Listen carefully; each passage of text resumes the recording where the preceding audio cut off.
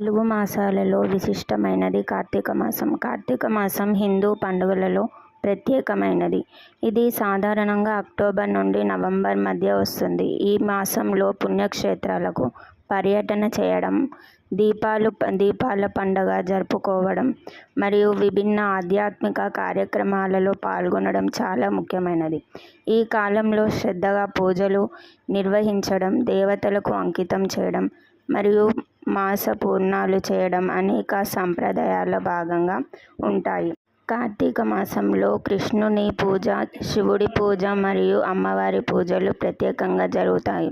ఈ మాసం మనం ఆత్మ పరిశుద్ధి కోసం ఒక మంచి సమయం. దీపాలు వెలిగించడం, పూజలు చేయడం మరియు ఇతరులకు సహాయం చేయడం ద్వారా మనం మంచి కర్మలు సంపాదించవచ్చు.